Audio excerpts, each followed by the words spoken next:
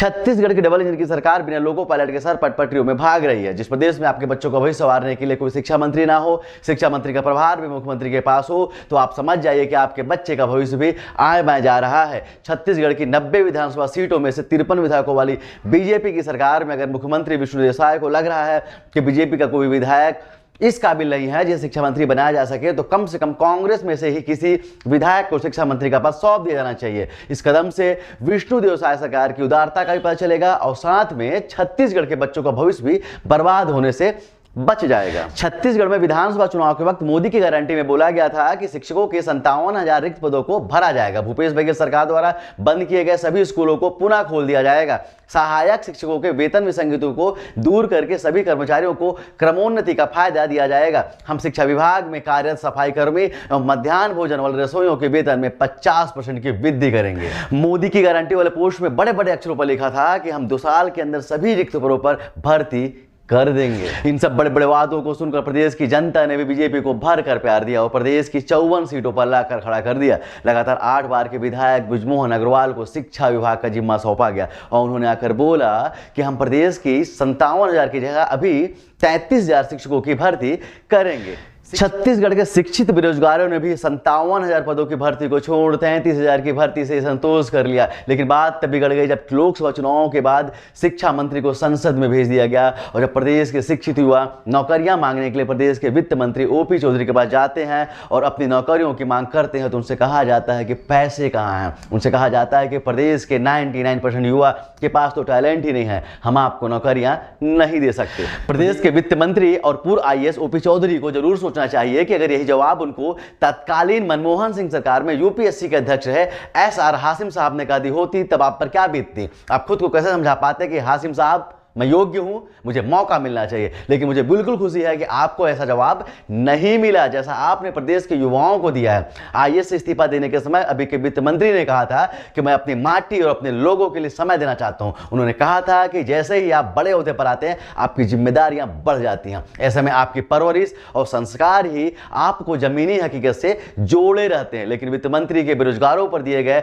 उस बयान से ऐसा लगता है कि उन्होंने अपने आप को जमीनी हकीकत से बहुत दूर कर लिया है। तब से लेकर अब तक छत्तीसगढ़ प्रदेश में शिक्षा मंत्री का पद खाली है। लेकिन एक बार फिर से शिक्षा विभाग युक्तियुक्तकरण के मामले से सुर्खियों पे आ गया है। युक्तियुक्तकरण एक ऐसा आदेश है जिसमें एक ही झटके में प्रत्यक्ष रूप से शिक्षा विभाग में कम से कम 36,308 पद हमेशा के लिए खाली हो जाएंगे। दूसरे शब्दों में समझे तो एक ही झटके में 36,308 वैकेंसी को खत्म किया जा रहा है और 36,308 बेरोजगार पैदा किए जा रहे हैं। हम इस खबर को आपको विस्तार से बताएंगे और आपको बताएंगे कि किस तरह से युक्तियुक्तकरण के कारण आपके नौनिहाल छात्रों का भविष्य बर्बाद कर दिया जाएगा और किस तरह से निजीकरण को बढ़ावा देने का प्लान तैयार कर लिया गया है।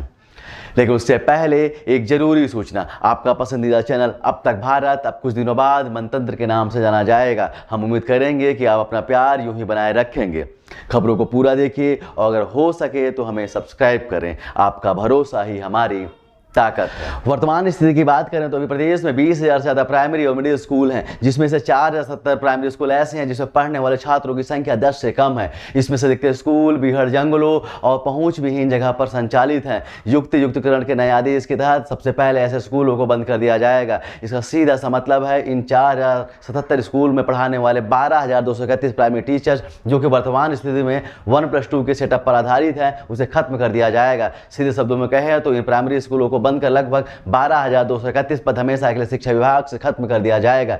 नई शिक्षा नीति जिसे युक्तियुक्तकरण का नाम दिया गया है उसके अनुसार अब किसी प्राइमरी स्कूल में 1+1 का सेटअप होगा और मिडिल स्कूल में 1+3 का सेटअप रखा जाएगा, जो कि पहले प्राइमरी स्कूल में 1+2 और मिडिल स्कूल में 1+4 का था। इसका सीधा सा मतलब है कि प्राइमरी स्कूलों में 3 शिक्षकों की जगह 2 शिक्षक होंगे और मिडिल स्कूल में 5 शिक्षकों की जगह सिर्फ और सिर्फ 4 शिक्षक होंगे। इस नियम के तहत प्राइमरी और मिडिल स्कूलों में से एक शिक्षक के पद को हमेशा के लिए खत्म कर दिया गया है। अब संख्यावार तरीके से देखा जाए तो प्रदेश में लगभग 20,000 प्राइमरी और मिडिल स्कूल हैं, तो उस हिसाब से 20,000 शिक्षक का पद शिक्षा विभाग से हमेशा के लिए खत्म कर दिया जाएगा। उसके साथ जिन 4,070 प्राइमरी स्कूलों को हमेशा के लिए बंद करने की बात कही जा रही है उससे 12,231 शिक्षक, 4,077 रसोइये और 4,077 चपरासी का पद हमेशा के लिए सिस्टम से खत्म कर दिया जाएगा। तो आप समझ जाइए कि छत्तीसगढ़ में शिक्षा विभाग से जुड़े हुए 36,308 पद हमेशा के लिए खत्म कर दिए जाएंगे। कहाँ तो बात हो रही थी कि कांग्रेस के समय में बंद कर दिए गए स्कूलों को फिर से चालू कर दिया जाएगा, शिक्षित युवाओं को रोजगार दिया जाएगा, 2 वर्षों के अंदर प्रदेश के सभी रिक्त शासकीय पदों को भर दिया जाएगा। बात हो रही थी कि शिक्षा विभाग में सफाई कर्मियों, मध्याह्न भोजन वाले रसोइयों के वेतन में 50% की वृद्धि कर दी जाएगी।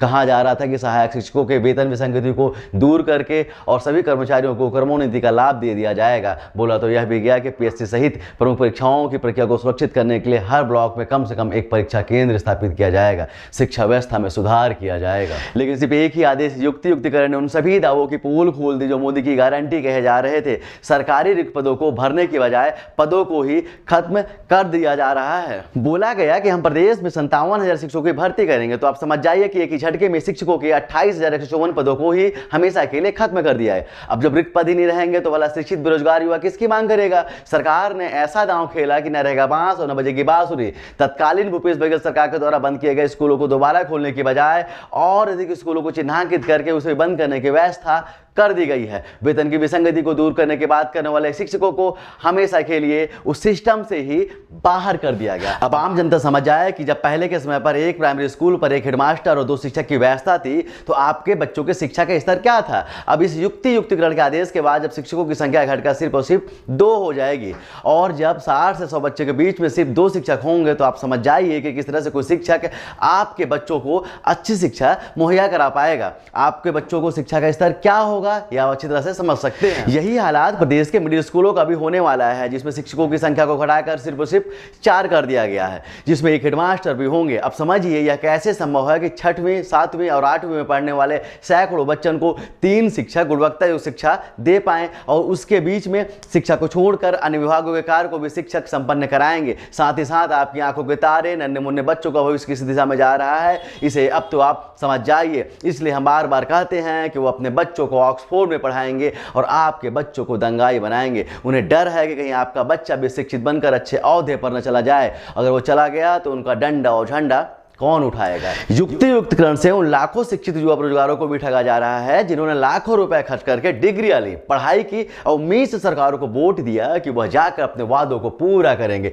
जब 2 शिक्षकों पर 60 से लेकर 100 बच्चों को पढ़ाने की जवाबदारी होगी तो यह बिल्कुल सत्य है कि शिक्षा निम्न स्तर की हो जाएगी, जिसका सीधा सा असर आप पालकों पर होगा और आप कहीं ना कहीं निजी स्कूलों की तरफ दौड़ते भागते हुए नजर आएंगे। सरकारें हवाला देकर यह भी कह सकती हैं कि जब पालक अपने बच्चों को सरकारी स्कूल में भेजते ही नहीं तो क्यों ना सरकारी स्कूलों को ही बंद कर दिया जाए। तो फिर आप क्या करेंगे? अगर आपको लगता है कि ऐसा नहीं हो सकता तो इसकी शुरुआत युक्तिकरण के बहाने 4077 स्कूलों को बंद करके की जा चुकी है। जिस तरह से युक्तिकरण के बहाने कुल 36,308 शिक्षकों, चपरासियों और रसोइयों के पद को हमेशा के लिए खत्म कर दिया, तब भी आप क्या कर पा रहे हैं? शिक्षकों की कमी से जब आपके बच्चों का भविष्य बर्बाद कर दिया जाएगा, निजी स्कूलों में जाने पर आपको विवश कर दिया जाएगा, तब भी आप पालक क्या कर पाएंगे? क्योंकि हम आपको बता दें कि छत्तीसगढ़ राज्य में प्रति व्यक्ति आय 1,47,329 रुपये सालाना है। मतलब कि एक आम व्यक्ति 12,227 रुपये महीने का ही कमाता है। इतने पैसे में आप अपने बच्चों को अच्छी शिक्षा कैसे दे पाएंगे? कहाँ जाएंगे? व्हाट्सएप यूनिवर्सिटी में धर्म के नाम पर ज्ञान देने वाले और अपना सीना चौड़ा कर घूमने वाले पालक भी कहाँ जाएंगे?